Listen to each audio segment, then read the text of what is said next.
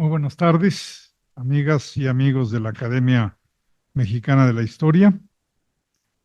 Hoy damos comienzo a un ciclo de 3 sesiones muy importante porque se refiere a los 10 años del fallecimiento de don Silvio Zavala, uno de los más prominentes historiadores de México en el siglo XX y uno de los más destacados miembros de esta institución.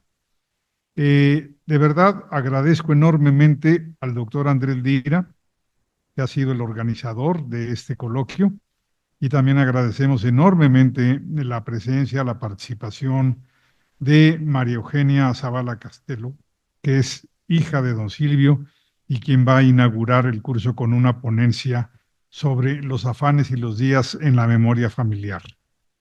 Posteriormente participará Rodrigo Martínez Barax, aquí presente, y en las sesiones siguientes, 19 de noviembre, participará Alberto Enríquez Perea, ¿sí? Y antes Andrés Lira, La vocación de Silvio Zavala, notas sobre un diálogo epistolar, y Alberto Enríquez Perea con la relación Alfonso Reyes y Silvio Zavala. Concluirá el ciclo el 26 de noviembre con una ponencia de Alejandra Pita sobre la revista de Historia de América del Instituto Panamericano de Geografía e Historia, que encabezó don Silvio. Y luego yo mismo participaré con una ponencia sobre Silvio Zavala en la vida institucional de México. Y esto me permite decir que don Silvio, además de haber sido miembro de la Academia Mexicana de la Historia, fue miembro de los primeros miembros del Colegio Nacional. Habrá ingresado al colegio allá en la segunda mitad de los años 40, pero Mario Eugenia me podrá corregir, y de eso precisamente hablaré. El Colegio Nacional lo que hará es repetir, transmitir por sus plataformas estas conferencias durante el mes de diciembre, que en rigor fue el mes del fallecimiento de don Silvio. Sean ustedes bienvenidos, todos los que están en nuestras plataformas, en nuestras redes, y comienzo el ciclo, doy, digamos, la palabra a María Eugenia Zavala para que ella dé la primera conferencia. María Eugenia, otra vez muchísimas gracias y te escuchamos.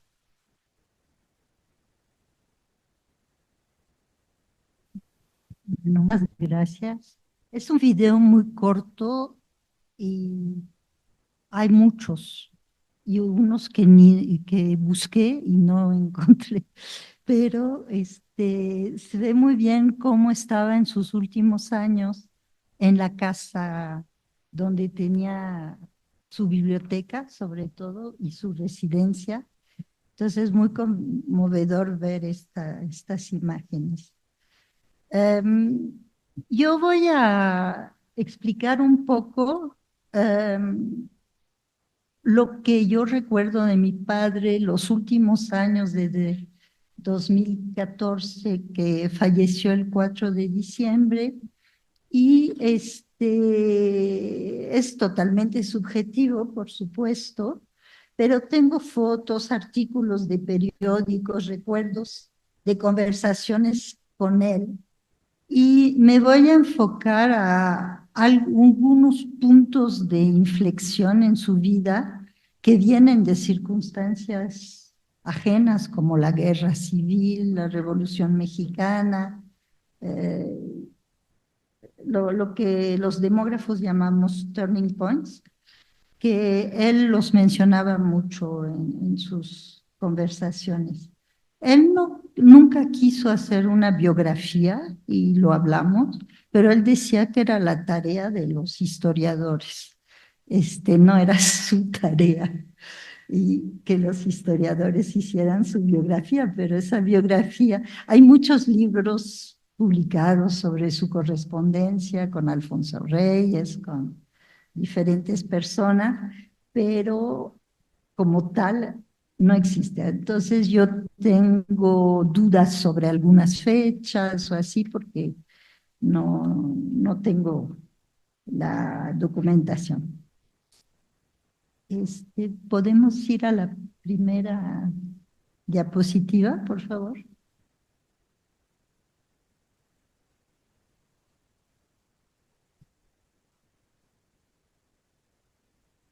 Uno de los puntos de inflexión debido a eventos históricos es que la familia de mi padre, su mamá, su papá, su hermana mayor, tuvieron que irse a la Nueva Orleans con la revolución de 1910. Él era muy chiquito porque nació en 1909. Y encontré esta foto y encontré una foto del barco, pero es el barco de regreso. Ok, gracias. Es el barco de regreso porque hay fotos que se ve muy bien que ese barco está en el muelle de Progreso. Entonces eso fue cuando regresaron y él hablaba mucho del impacto que tuvo sobre él ese viaje, porque pues nacido en Mérida, una ciudad chiquita, colonial, como decía él, vio otros lugares. También hay una historia de ese viaje que su hermana Margarita murió de difteria sobre el barco, la tuvieron que tirar al agua como se hacía y eso lo impactó mucho. Perdió a esa hermanita en ese viaje. La siguiente, por favor. Ya de regreso, encontré esta foto de su adolescencia, de tener 13 años, algo así, en la hacienda Santa María Q, que era de la familia de los papás de su mamá. Y pues era una vida muy especial en esas haciendas cuando empezaron a restaurar las haciendas de Yucatán para hacerlas hoteles de lujo. Él vio fotos, creo que no fue a ninguna, y decía, pues así era en mi infancia, porque luego esas haciendas casi se arruinan, nadie las mantenía. En Mérida nacieron varios hermanos. Ellos eran 4 hermanos, su hermana mayor y la hermanita que falleció. La siguiente, por favor. En algunos cuadernos que se han encontrado y que Andrés conoce, se ve la vida de un adolescente en Mérida, claro, con el calorón que había en todos lados, dentro y fuera de las casas en esa época, y hacían muchas tonterías. Entonces aquí estas fotos se ve cómo se subían a las ventanas, se iban a casa de los vecinos a tirarse al agua a las piletas. Bueno, eran bastante disipados en esa época y se ve que eso lo divirtió mucho. La siguiente. Esta foto es a los 19 años, es su cartilla de la UNAM, porque después de haber estudiado un poco en la, en el Instituto Literario y luego en la Universidad del Sureste, pero que cerró muy pronto, vino a la UNAM y tenía 19 años aquí y era en 1928. En 1931 se fue como becario a estudiar a España. 2 años después obtuvo el doctorado. Tenía 24 años cuando se doctoró, era bastante precoz. Y colaboró hasta 1936 en la sección hispanoamericana del Centro de Estudios Históricos de Madrid. La siguiente, por favor. Tuvo que regresar en 1936 por la guerra civil en España, que eso fue otro punto de inflexión y que lo marcó mucho. cita mucho ese evento en sus trabajos o en sus papeles personales. Y esto es una entrevista cuando era secretario del Museo Nacional, una entrevista hecha en 1937 por un periódico que se llamaba Todo, creo. ¿Cómo se llamaba? Sí, Todo. No, no. Sí, bueno, no. Ok, entonces no conozco ese. Y en este texto, que no los voy a leer, menciona mucho el oficio del historiador, o sea que cuando regresó a México estaba muy preocupado por asentar la profesionalización de la historia y aquí cita mucho cómo se debe de hacer la historia. Después, la próxima, por favor.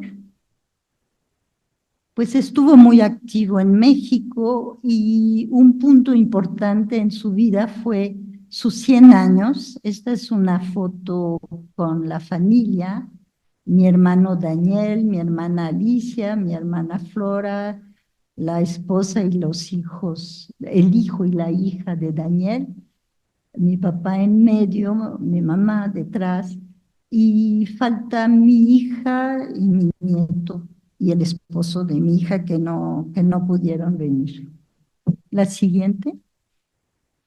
En 1996, el diario de Yucatán, un periódico de Mérida, hizo una entrevista que es muy importante para mí, sobre todo, porque deja tarea, dice lo que hay que hacer con sus papeles.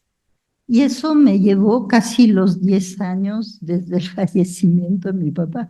Ya está terminado, pero me llevó muchísimo tiempo.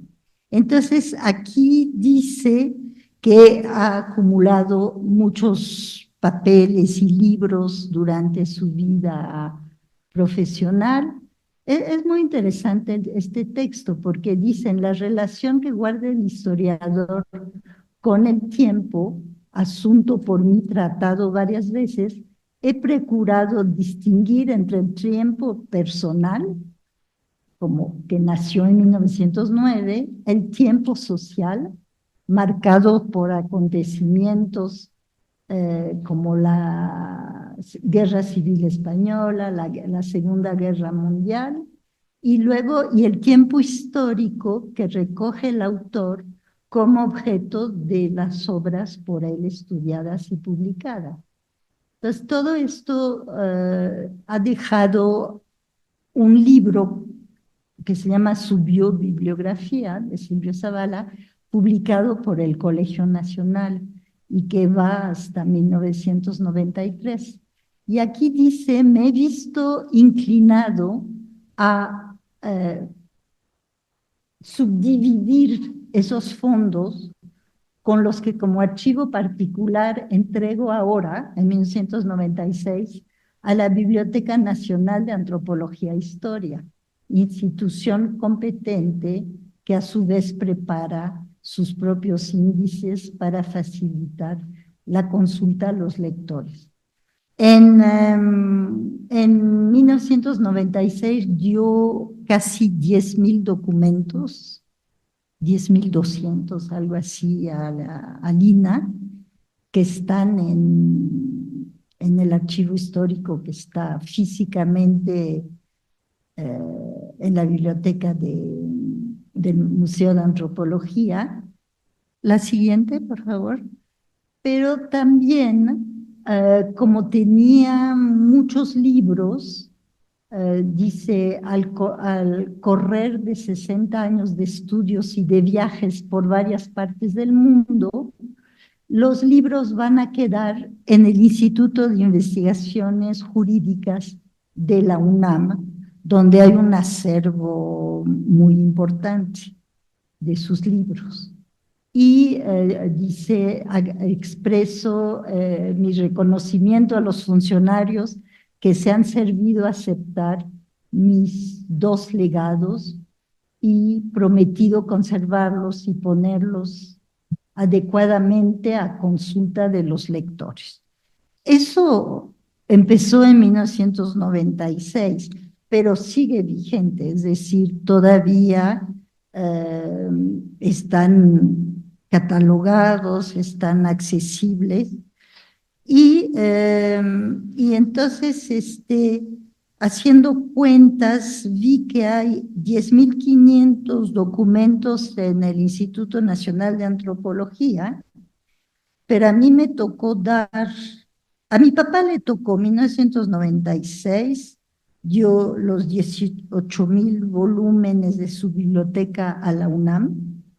En 1995 y 2011, los 10.500 documentos al INA, pero después de su fallecimiento, en 2016 ya eran 12.215 documentos en el INA, y en 2023 di un pequeño fondo a la Academia Mexicana de la Historia con la ayuda de mis colegas aquí presentes, para un fondo que él no quiso entregar ni a Lina ni a la UNAM, porque era una colección especial con dedicatorias, primeras ediciones, y que están en esta institución donde nos encontramos. Entonces, esa es la tarea que nos dejó. Entonces yo hice todas estas entregas. Entonces a mí me tocó 2015, 2018 y 2023. La siguiente, por favor. La siguiente. La siguiente. Y aquí está cómo estaba la biblioteca. Yo, de hecho, nací en ese lugar, lleno de libros, de techo, de suelo a techo, todo, salvo el baño, hasta la cocina. Pero el baño no era para preservar el lugar, era porque había humedad en el baño. Hasta la cocina estaba llena así. La siguiente.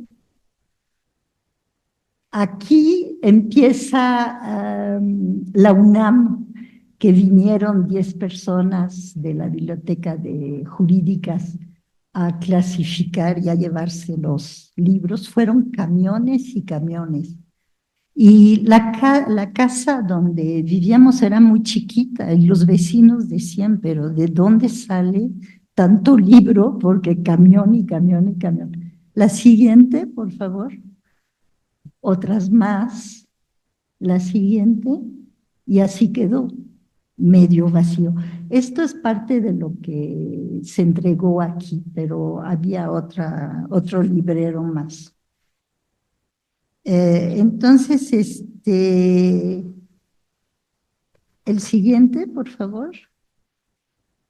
Para terminar, encontré una linda carta de François Chevalier por los 99 años que cumplió mi papá en 2008, y le hicieron una recepción en el Castillo de Chapultepec con la presentación de un libro. Y de ustedes, no de papá. Sí. Y entonces, François Chevalier, que tenía 5 años, un historiador francés importante, que tenía 5 años menos que mi padre, porque nació en 1914, se excusa que por su edad no puede venir. Pero es muy importante. La siguiente, por favor, lo que dice, que lo transcribí, dice este acto importante, subrayando que tu obra rebasa aún, la puso, pero el área de México y de Nueva España, por esenciales que sean, alcanza toda América, para la historia del trabajo de la tierra por los indios y mestizos, aún tu obra innova con el concepto de etnohistoria mundial que rebasa lo económico, social, por lo sociocultural, religioso y político. Y me gustó mucho esta afirmación de François Chevalier. Entonces, la siguiente, por favor. Esto le quiero, ahorita doy las gracias, pero esta es una foto que tomé hace días, que pasé al Colegio Nacional el día 1 de noviembre, y en la ofrenda está la pintura de mi papá, 2 libros, y me agradó mucho ver eso, entonces le saqué una foto. Así que muchas gracias al Colegio Nacional también, y aquí a la Academia Mexicana de la Historia, gracias por haber organizado este evento, y nos dará mucho gusto escuchar a los otros ponentes, pero esto es un pequeño homenaje que le hago a mi papá, a pesar de que me dio mucho trabajo estos últimos 10 años.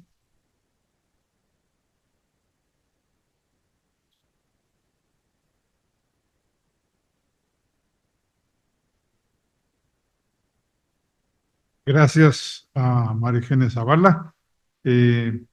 Doy ahora la palabra a Rodrigo Martínez Barax, pero antes quisiera simplemente comentar, Andrés Lira recordará seguramente que en el Colegio de México se le hizo un homenaje cuando cumplió 100 años. Sí. Bueno, la persona encargada de organizar las actividades del colegio me dio la sorpresa esa mañana, me dijo que traía un pastel. Y le dije, no se te vaya a ocurrir, es un acto académico, no lo podemos combinar con ese tipo de frivolidades. No me hizo caso y creo que don Silvio celebró mucho su pastel. Tenía 3 velas. Doy ahora la palabra a Rodrigo Martínez, secretario general de esta Academia Mexicana de la Historia. Muchas gracias, Javier. Muchas gracias por todos los que están aquí con nosotros presencialmente y virtualmente también. Estoy muy agradecido con mi maestro, colega y amigo Andrés Lira por haberme invitado a participar en este tan necesario homenaje que le rinde la Academia Mexicana de la Historia y el Colegio Nacional a don Silvio Zavala, que ocupó entre 1942 y 2014 el sillón número 2 de la Academia, que mucho me honro en ocupar. Nos honra hoy también la muy grata presencia de María Eugenia Zavala Castelo, hija de don Silvio Zavala y María Castelo, y también la presencia del director de nuestra academia, don Javier García Diego Dantán, a quien nos dio la palabra. Debo a la sagacidad de Andrés Lira el invitarme a hablar precisamente de Hernando Cortés en la obra de Silvio Zavala, conociendo mi debilidad por la obra de don Silvio y el interés por Cortés que heredé de mi padre, José Luis Martínez, quien ocupó el sillón 28 de nuestra academia a partir de 1993 y era admirador de don Silvio. Tenía todos sus libros en su biblioteca, como los tengo, por cierto, yo también, casi todos. Yo tenía 17 años cuando mi padre me lo presentó en París en 1971, cuando nos invitó a comer a la embajada. Más adelante descubrí sus escritos sobre Vasco de Quiroga, sobre el liberalismo cristiano español y los tomazos de El servicio personal de los indios de la Nueva España, por los que navegué con deleite y provecho. Y no hay trabajo suyo en su oceánica obra que no me sorprenda y enriquezca. Igualmente me honra la invitación a participar en este homenaje por provenir del mismo Andrés Lira, quien recibió directamente la enseñanza de don Silvio en el Colegio de México. Lo conoció, lo entendió, lo estudió y de manera particular se aproximó al tiempo español de Silvio Zavala, al editar sus primeras jornadas madrileñas. Inteligentes reportajes periodísticos escritos en 1931 y 32 sobre la política y la cultura españolas, en calidad de corresponsal del periódico El Nacional. Y al editar también, Andrés, sus cartas de Don Silvio de 1933 y 1934 con su padre Arturo Zavala.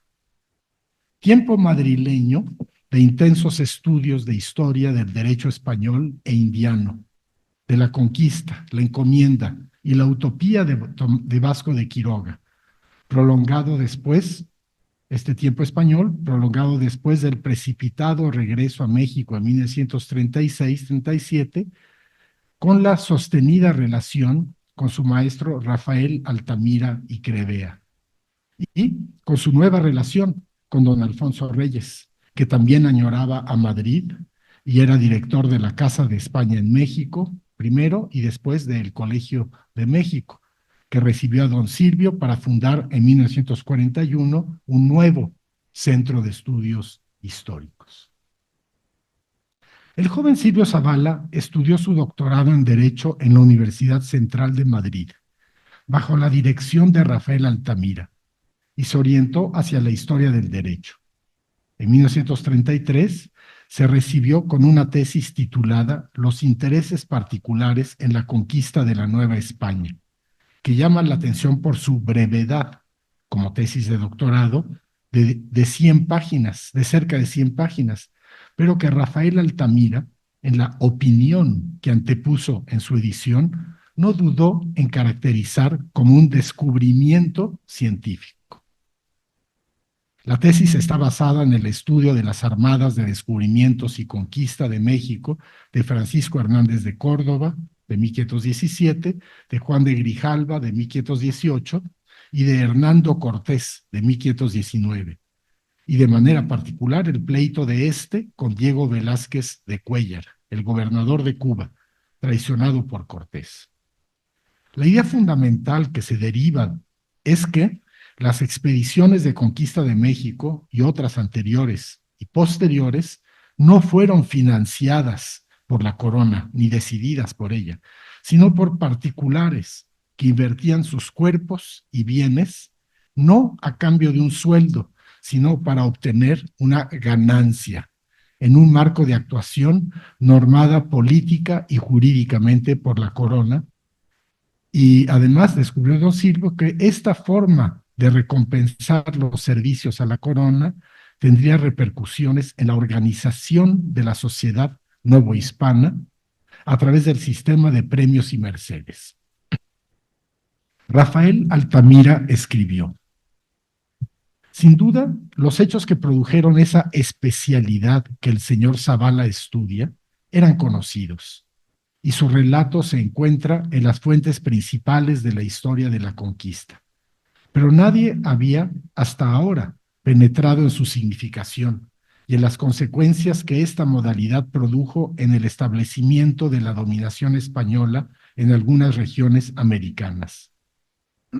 No es esto decir que el señor Zavala agote el examen jurídico de la cuestión. Cabe ahondarlo más, pero el valor de descubrirlo y ponerlo de relieve en sus factores esenciales no cabe disputárselo ni aminorar su importancia. Hasta aquí, don Rafael Altamira.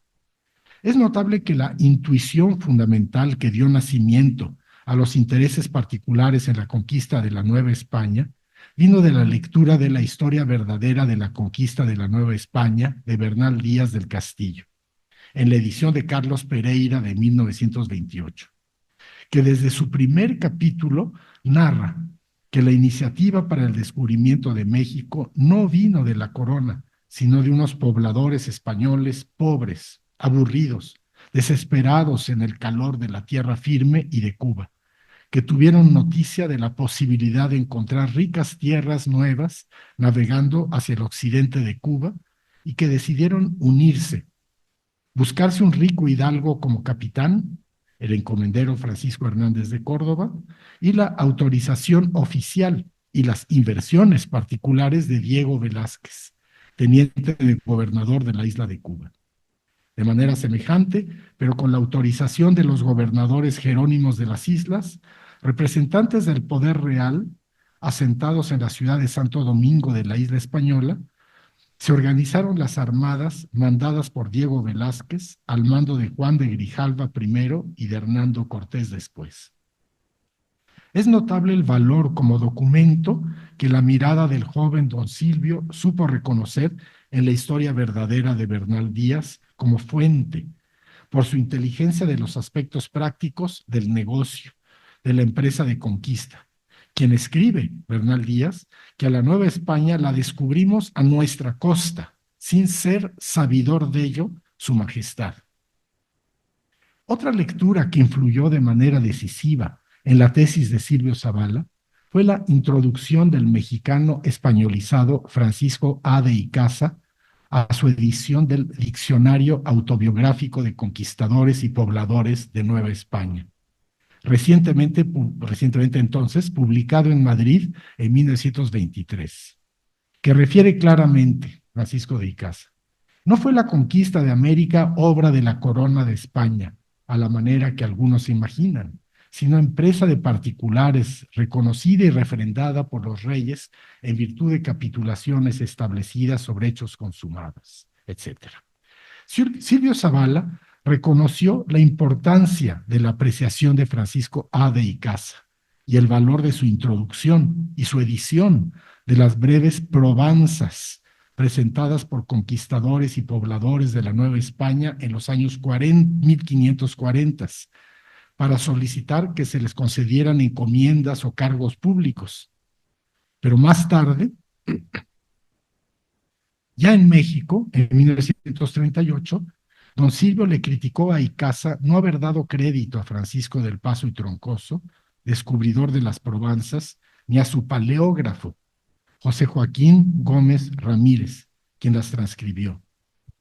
Don Silvio sustentó de manera irrefutable, como jurista e historiador, la acusación de plagio, sin usar la palabra, de la manera más contundente, elegante y disimulada posible, insertada en un párrafo que comienza y acaba con temas aparentemente diferentes. En el prólogo de su gran estudio sobre Francisco del Paso y Troncoso, su misión en Europa, 1892-1916, publicado en 1938 por el Museo Nacional, recién regresado don Silvio a México.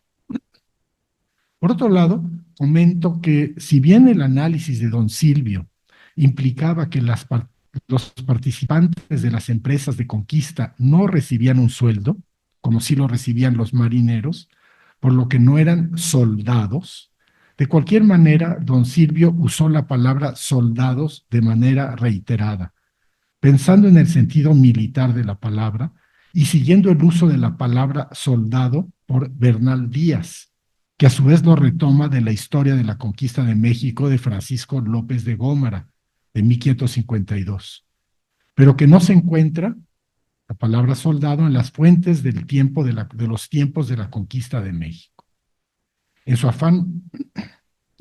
Ahora bien, don Silvio no solo estudió los intereses particulares en la conquista de la Nueva España, sino que descubrió la influencia persistente de las normas privadas de la expedición de Cortés hasta la definitiva estructura del reino de la Nueva España, o sea, la significación que para el reparto último tuvo la forma inicial privada de la conquista, de la empresa de conquista.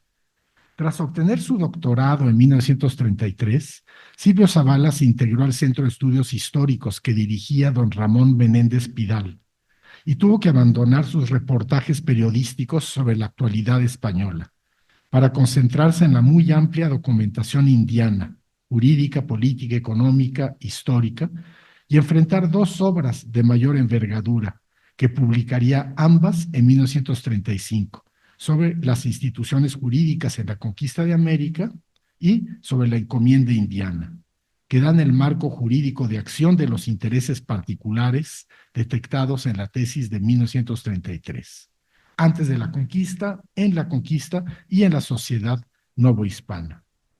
En su nota al lector, de los intereses particulares, don Silvio anticipó que este estudio será la materia de la segunda de las 5 partes que compondrán mi estudio general sobre el reino de la Nueva España, en el aspecto histórico-jurídico, o sea, de las instituciones que los españoles trasladaron a las Indias.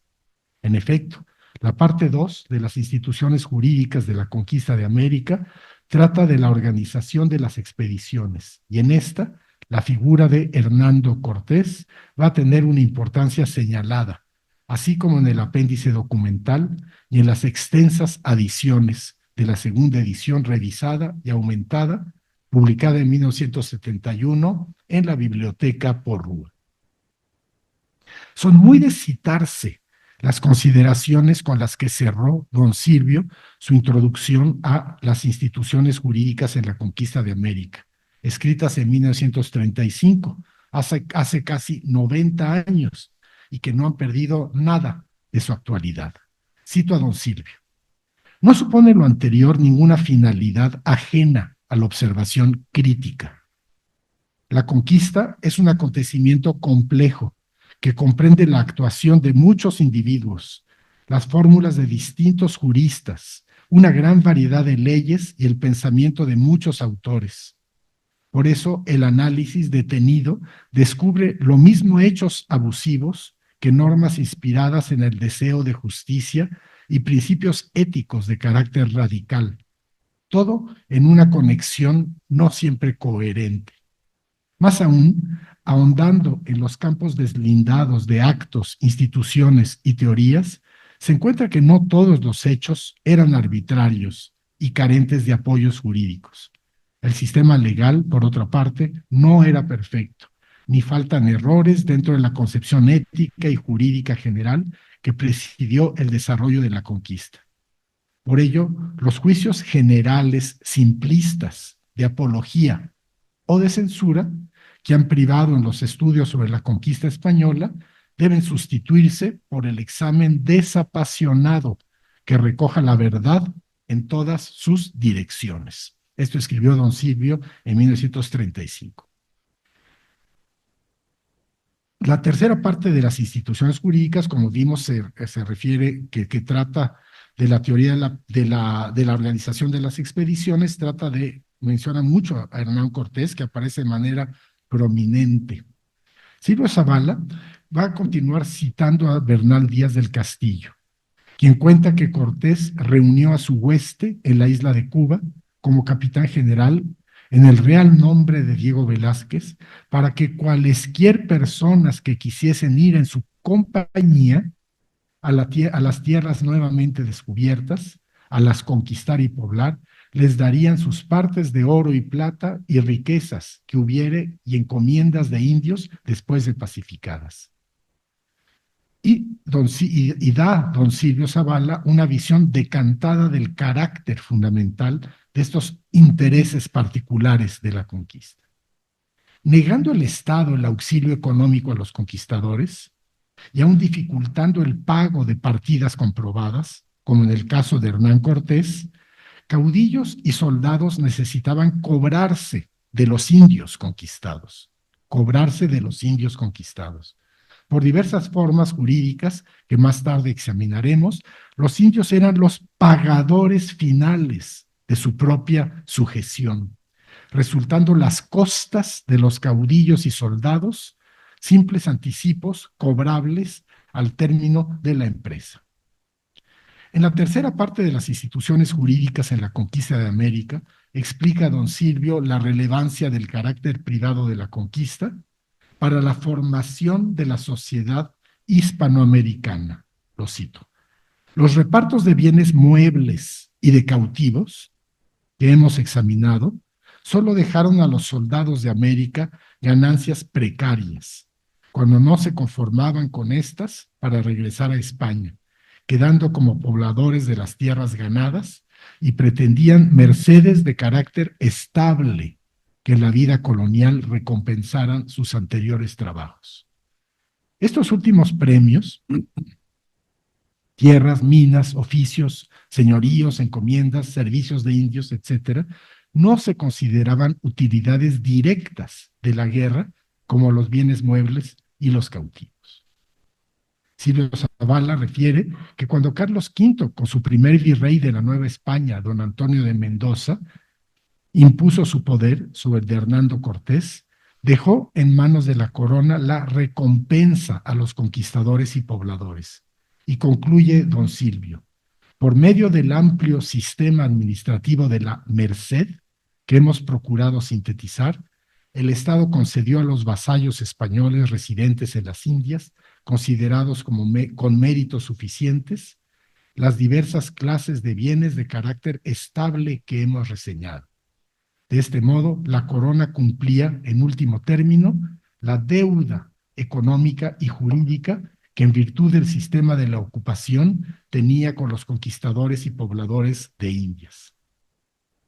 Y nuevamente don Silvio puso el dedo en la llaga del sentido esencial del trato.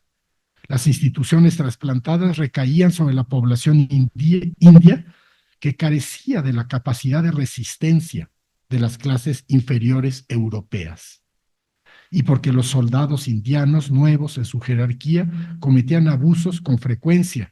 Además, la burocracia india no respondía siempre con la debida eficacia a los propósitos reguladores del Estado.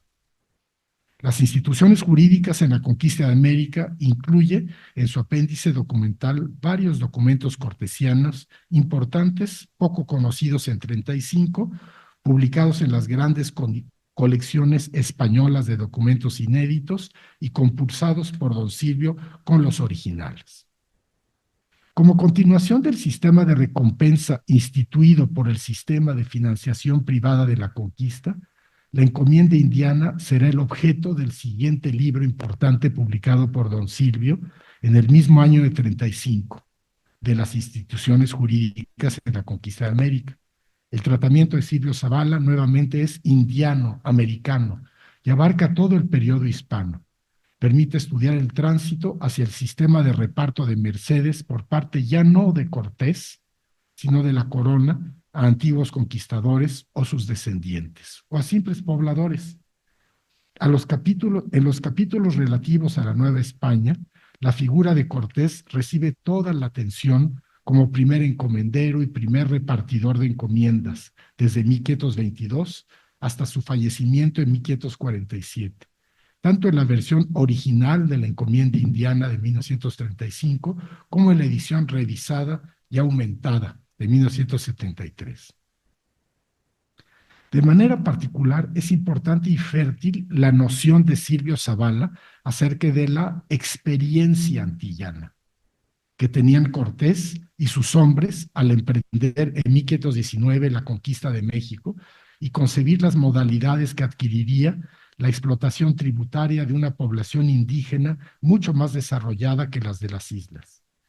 Me parece que con la ampliación de la documentación considerada por don Silvio a partir de la edición aumentada de 1973 de la encomienda indiana, particularmente con la consideración de las instrucciones del Cabildo de la Villa Rica de la Veracruz de junio-julio de 1519, publicadas por Robert Chamberlain en 1939, permitió a don Silvio entender más claramente la experiencia antillana como la voluntad deliberada de evitar repetir en México la destrucción casi total de la población indígena de las islas.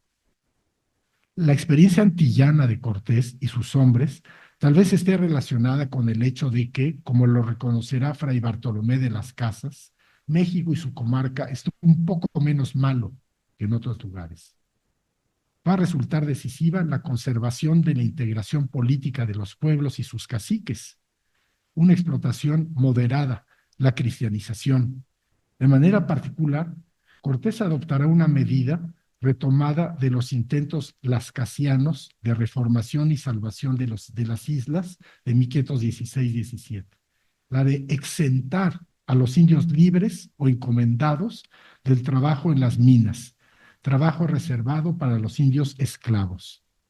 Esta medida pudo resultar benéfica para los indios de los pueblos, los indios libres, encomendados, pero resultó terrible para los cada vez más numerosos indios esclavizados, pues los indios fueron asediados y provocados por los españoles para poderles hacer justa guerra y esclavizarlos legalmente. A esto se refiere don Silvio cuando hablaba de la menor capacidad de resistencia de los indios que los siervos españoles. Si se rebelaban, les hacían pues justa guerra y los esclavizaban y los echaban a las minas. Esta va a ser una beta de investigación importante de Silvio Zavala, no solo en las ediciones de 1935 y 73 de la Encomienda Indiana, sino en los esclavos indios en la Nueva España de 1968 y en el primero y cuarto tomos de la gran serie del Servicio Personal de los Indios de Nueva España de 1984 y 88, que confirman que la prohibición de Cortés que los indios encomendados no den servicio en las minas, sí se cumplió, pese a los vaivenes políticos de estos años, pero tuvo el efecto de reforzar la justa guerra para capturar indios y esclavizarlos. El propio Cortés tuvo en sus minas abundantes indios esclavizados, no solo su enemigo, el villano Nuño de Guzmán, que también estudió don Silvio en un artículo en Historia Mexicana. Hasta que lo documentó don Silvio en estos libros, en 1936, el virrey don Antonio de Mendoza tuvo la inteligencia de autorizar que los pueblos de los indios puedan dar servicio en las minas, lo cual pudieron negociar de manera favorable, aliviando su carga tributaria, dada la necesidad de mano de obra para la furia de las minas, y así se redujo la presión de los españoles para hacerse de esclavos indios, esclavizándolos en justas guerras. Pero ni las vascasianas leyes nuevas de 1542 lograron la abolición de la esclavitud indígena que se consiguió en 1551, siendo virrey don Luis de Velasco, como lo estudió don Silvio Zavala. En las dos versiones de la encomienda indiana y en los tomos 1 y 4 del servicio personal, el tratamiento de Cortés es particularmente detallado, desde sus dudas iniciales sobre la imposición del tributo y el servicio a los indios de la Nueva España y las modalidades que le dio la institución, el reparto de encomiendas que él mismo realizó, las que él mismo tuvo, el rejuego de los intereses particulares, esta es una expresión muy de don Silvio, el rejuego de los intereses particulares y la redistribución de sus encomiendas que provocó su viaje a Honduras de 1524-26 y luego durante el viaje de 1528 a 30 y la gran encomienda con jurisdicción sobre 23,000 vasallos que obtuvo Cortés en 1529. Una importante prolongación de la encomienda indiana es el estudio de don Silvio titulado De encomiendas y propiedad territorial en algunas regiones de la América Española, publicado en 1940, que distingue con claridad que desde las primeras encomiendas que concedió en 1522, aún antes de recibir del rey su cargo de gobernador de la Nueva España, Cortés dejó claro que las encomiendas no implican propiedad de la tierra. En Nueva España, escribió don Silvio Zavala, en Nueva España los títulos de encomienda que concedía Hernán Cortés no hacían alusión tampoco a la propiedad territorial y solamente se diferenciaban de los de las Antillas en que no incluían permiso para el aprovechamiento de servicios mineros. Más adelante, don Silvio retomó el tema al mostrar que el sabio Agustino Fray Alonso de la Veracruz dedicó sus cursos de 1553-55 de la recién inaugurada Real Universidad de México a mostrar que la encomienda da derecho al tributo de los pueblos, pero no a sus tierras. El material reunido y presentado por Silvio Zavala en varios de sus libros y estudios daría para un buen estudio de conjunto sobre Cortés y la conquista, como empresa particular, la encomienda, la esclavitud y el servicio personal de los indios de la Nueva España, como sobre tantos otros temas que se pueden rastrear gracias a los índices de personas, lugares y temas que acompañan sus libros. Verdaderas máquinas para ayudarnos a conocer, investigar y pensar. Por eso los libros de don Silvio Zavala no han perdido su actualidad. Muchas gracias.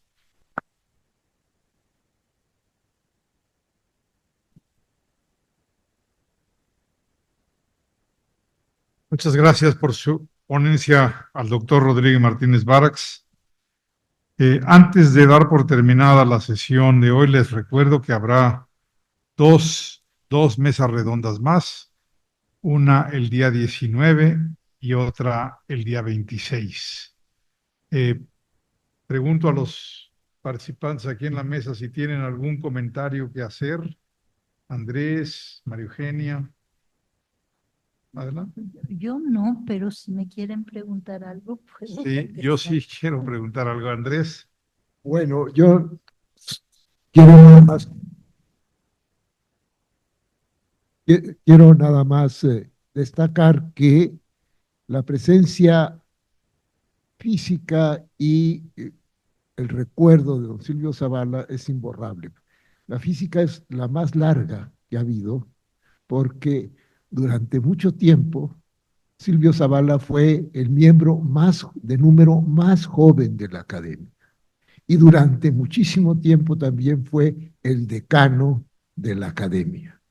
Miguel León Portilla decía, entre bromeando, decía, Silvio Zavala se ha empeñado en que yo no sea el decano de la academia, ¿no? Entonces, lo decía así, pues claro, ahí estaba la presencia de don Silvio física, entonces, bueno, pues la atesoramos y vamos a tratar de desglosarla hasta donde se pueda en este breve ciclo.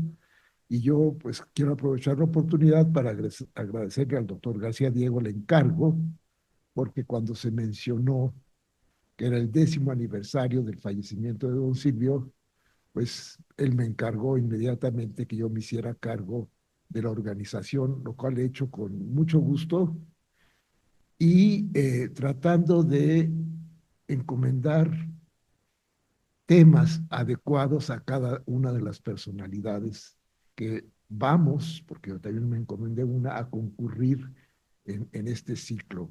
Y lo interesante, lo que es muy satisfactorio para mí, es que los colegas aceptaron muy entusiasmados y con pues, muy alegres, y estamos llevando este ciclo pues para atesorar de manera mejor, hacer más palpable la inolvidable y pues muy fértil presencia de Silvio Zavala en este y otros ámbitos de la vida intelectual de nuestro país. Así que, Javier, por favor. Gracias, Andrés. Bueno, se le solicitó a Andrés Lira como miembro de número de esta academia que organizara este ciclo porque no creo que en esta academia haya alguien más cercano y a don Silvio que conozca mejor la obra. Yo voy a hacer dos comentarios, tres. El primero, si bien este ciclo, estas tres mesas redondas fueron convocadas por los 10 años del fallecimiento de don Silvio, yo creo que de ninguna manera pueden estas mesas convertirse en algo triste, mortuorio, porque la vida de don Silvio fue sobre todo trabajo, producción, aportaciones a la historia. Entonces, yo creo que más que lamentar su ausencia, que lo hacemos, claro está, pues agradecemos su vida de trabajo, de creación de instituciones y demás. Ese sería mi primer comentario. El segundo comentario está motivado por lo que comentó Andrés Lira de Miguel León Portilla. Bueno, a mí no me tocó ser testigo de esto, pero en el Colegio Nacional me han contado la siguiente anécdota. Yo no conviví con don Silvio en el Colegio Nacional, pero contaban que un día se estaba organizando un auto-homenaje a los miembros que habían rebasado los 90 años. Miguel León Portilla, Guillermo Soberón y Ruy Pérez Tamayo. Y don Silvio dijo, no, pasar 90 años no tiene chiste. Él quería que fueran nada más homenajes a los que rebasaran los 100 años. Y bueno, de la ponencia de María Eugenia, de verdad, María Eugenia, pues como estudioso de la Revolución, me enterneció ver las primeras imágenes de tu padre, porque rápidamente pensé en lo que fue Yucatán durante la Revolución Mexicana. Si bien la llegada de la revolución o la irrupción de la revolución en Yucatán fue tardía, no tuvo movimientos endógenos en los primeros años. Luego fue una de las zonas más radicales de la Revolución Mexicana. Me imagino a Salvador Alvarado, me imagino a Felipe Carrillo Puerto. Deben haber sido años muy difíciles para todos los habitantes, bueno, por lo menos para un sector de los habitantes de Yucatán. De verdad me enterneció esa foto con el abriguito en que iba en el barco. Qué duro debe ser salir al exilio por una conmoción social de esa magnitud. Muchas gracias de verdad, María Eugenia, por habernos compartido eso. Rodrigo, muchas gracias por tu excelente ponencia, como siempre. Y Andrés, gracias por organizar este coloquio. Gracias a todos ustedes, a quienes están conectados en las redes. Y nos vemos, repito, el día 19 y el día 26. El objetivo, recordar sí a don Silvio, pero sobre todo celebrar su inmenso trabajo. Yo creo, Andrés, que estaríamos de acuerdo en que ningún historiador mexicano del siglo XX trabajó tanto y aportó tanto como Silvio Zavala. Es una lección de trabajo, de verdad. Muchas gracias y buenas noches. A ver, preguntas. Yo no sé si hubieran preguntas aquí o, Alexis, ¿tenemos preguntas de las redes? Bueno, por el momento hay muchos saludos. Nos saluda Adela Villamar, también Víctor Castillo de Xochitepec. Miguel Paredes nos dice que también para Guatemala su valiosa investigación pues es muy Sí, útil. tiene un trabajo sobre Guatemala, cierto es. Y hay una pregunta de Dinora Hicks, nos dice para el doctor Barax, ¿el diccionario de los conquistadores todavía existe? ¿Dónde se encuentra y si existen ediciones actualizadas? Pues está la edición original, 1523, 24, dos tomos, y la edición del facsimilar. ¿Cómo se llamaba? El que hizo el facsimilar del diccionario de conquistador. ¿Cómo? Sí, pero el que hizo la edición facsimilar más reciente en los años 60. Sí, del Colegio de México. No recuerdo el nombre quien hizo esa edición facsimilar de la edición original de Icaza, pero también esa está agotada y ojalá estuviera en internet, porque inició esta cosa de la historia prosopográfica, estudiar cada uno de los historiadores, y entre ellos, claro, está Víctor Álvarez en el Colegio de México, que hizo su tesis, se la dirigió Alejandra Moreno Toscano, me parece, sobre la conquista de México, y ahora en el libro de nuestra académica María del Carmen Martínez Martínez, Veracruz 1519, los nombres de Cortés, pues en este documento del 20 de junio de 1519 que ella estudia, aparecen las firmas de cerca de 300 y pico de conquistadores, todos los cuales son identificados, y se trata de ver su carrera de cada uno de ellos. Pero bueno, regresando a la compilación de Francisco del Paso y Troncoso, en realidad, que descubrió estos documentos del paleógrafo Gómez y que retomó Francisco de Icaza, son muy valiosos porque son muy breves relaciones de mérito y servicio, que no rebasan la página y que describen muy brevemente cuál es la carrera de cada uno de los conquistadores y pobladores que vivían en la Nueva España en 1540. Algunos de ellos mencionan que participaron en alguna conquista, otros sencillamente dicen que viven en la Nueva España, tienen mujer, hijos, caballos, armas. Ya con eso basta para que se hagan acreedores de recibir algún tipo de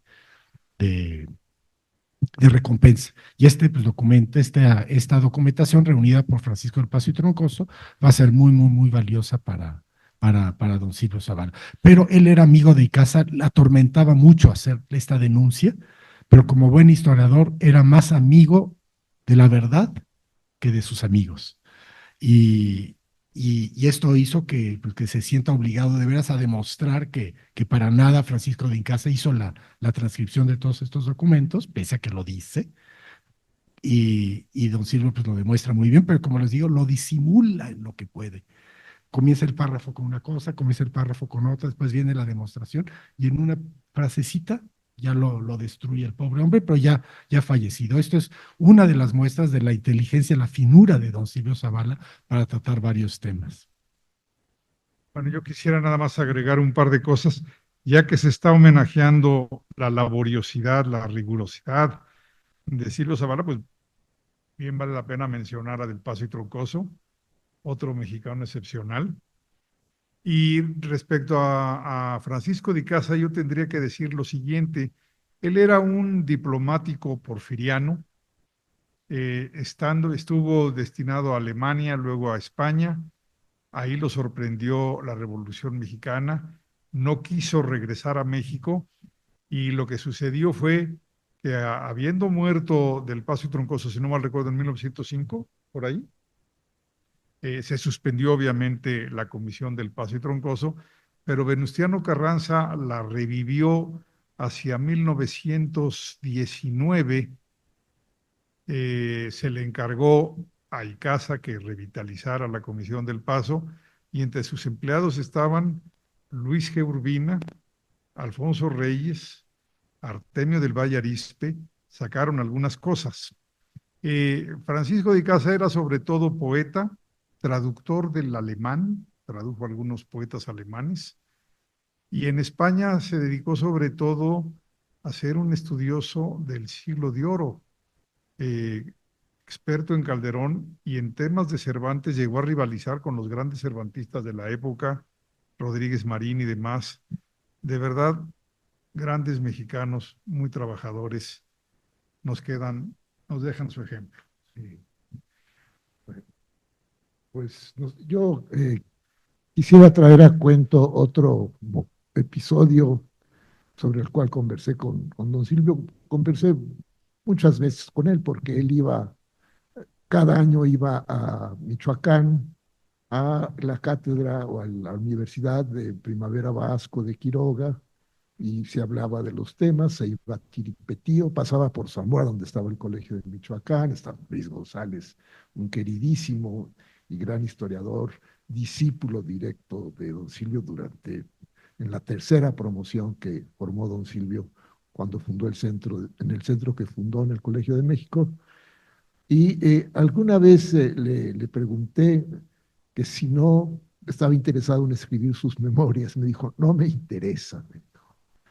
Pero conversando, salió a cuento otro momento de exilio de la familia durante el gobierno, pues los movimientos que había en Yucatán en los años 20, 23, Carrillo Puerto, estuvieron en Nueva Orleans. Don Silvio hizo unos estudios de secundaria y me dijo, pero no lo evaluó negativamente ni hizo alusión a la ingratitud de la experiencia. Dijo, me dio el inglés, dijo, porque esa fue la frase, me dio el inglés. Y ya de ahí no pasamos. Y pues también su forma de ser, la consideración que tenía con su experiencia y con la experiencia de quienes de alguna manera estuvimos cerca de él. Entonces, los libros, sobre tiros de él, sobre temas que él sabía que nos interesaban, nos llegaban puntualmente cuando salían, con una breve línea de dedicatoria. Y de gente de distintas generaciones. Por ejemplo, en Estados Unidos, donde yo hice el doctorado, en Nueva York estaba Ernesto Chinchilla, y Ernesto Chinchilla me enseñaba, mire, todos estos libros me los ha mandado don Silvio, me sigue haciendo llegar las cosas que sabe que a mí me son útiles, que sabe que a mí me interesan, y también, pues yo puedo decir lo mismo, y otros que tuvimos la suerte de tenerlo como maestro, de hablar con él sobre los temas de nuestro interés, nos llegaban las cosas puntualmente. Eso, y también nos enviaba personas que estaban trabajando determinados temas. Es decir, cuando sabía que alguien estaba trabajando, y consulte con fulano, con mengano, perengano, a mí por lo menos me tocaron en Zamora 3 personas que fueron enviadas por él para conversar sobre ciertos temas en los que yo estaba pues preparado o podía dar un consejo útil. Entonces, esa consideración de pertinencia y de contacto intelectual que siempre tuvo. Esto yo creo que va a salir en las próximas sesiones porque fue una característica permanente de don Silvio. ¿Algún comentario, los aquí presentes? Pues los invitamos a que nos acompañen. ¿Algún otro comentario, Alexis? Pues los invitamos a que nos acompañen el día 19 y el día 26. ¿Perdón?